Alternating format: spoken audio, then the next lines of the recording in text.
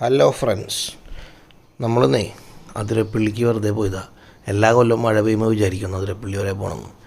അപ്പോൾ ഇപ്രാവശ്യം ഞാനും പൊണ്ടാട്ടിയും കൂടെ കാലത്ത് തന്നെ ഇറങ്ങി അതിരപ്പള്ളി പോയി. അവിടെ വണ്ടിയൊക്കെ പാർക്ക് ചെയ്ത് ഇതേ ഇങ്ങനെ നടന്ന് പോകാൻ കേട്ടോ. വലിയ സംഭവമുള്ള കാര്യമൊന്നുമല്ല, എല്ലാവർക്കും അറിയാവുന്ന വാക്കുവൊക്കെ തന്നെയാണ്.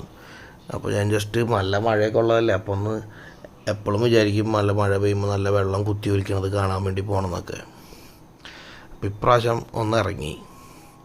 ഇപ്പോൾ നല്ല കാഴ്ചകളൊക്കെ കണ്ടത്. അധികം സമയമൊന്നും ആയിട്ടില്ല. ഉച്ചയ്ക്ക് മുമ്പ് നമ്മളവിടെ എത്തി, ഒരു 11 മണിയൊക്കെ ആയപ്പോൾ അവിടെ എത്തി. അപ്പോഴത്തേനും കൂടെ അത്യാവശ്യം ആൾക്കാരൊക്കെ ആയി തുടങ്ങി. അവരിത് കുറേ ആൾക്കാരൊക്കെ വെള്ളച്ചാട്ടം കാണാൻ പോകുന്നുണ്ട്. ചിലർ വെള്ളച്ചാട്ടം കണ്ട് തിരിച്ച് കയറി വരുന്നുണ്ട്. വേണ്ട, ഈ ആൾക്കാരൊക്കെ വെള്ളച്ചാട്ടം കണ്ട് തിരിച്ചു വരണതാണ് സംഭവം. എത്ര പ്രാവശ്യം കണ്ടാലും ഇതൊരു ഭയങ്കര ഒരു വികാരം തന്നെയാണ് അതിരപ്പള്ളി വെള്ളം ഒഴുകണത്. എന്താ രസം! പല സിനിമകളിലൊക്കെ കണ്ടിട്ടുള്ള പോലെ ഇങ്ങനെ സൈഡിൽ നിന്ന് കുത്തിയൊലിച്ച് വെള്ളം വന്നിട്ട് ഇങ്ങനെയൊക്കെ വീഴുമ്പോൾ അങ്ങനെ വല്ലാണ്ട് കുത്തിയൊലിച്ച് വെള്ളം വരുന്നത് കാണാനൊക്കെയാണ് ഇങ്ങോട്ട് വന്നത്. പക്ഷേ കുത്തിയൊലിപ്പൊന്നും ഉണ്ടായില്ല.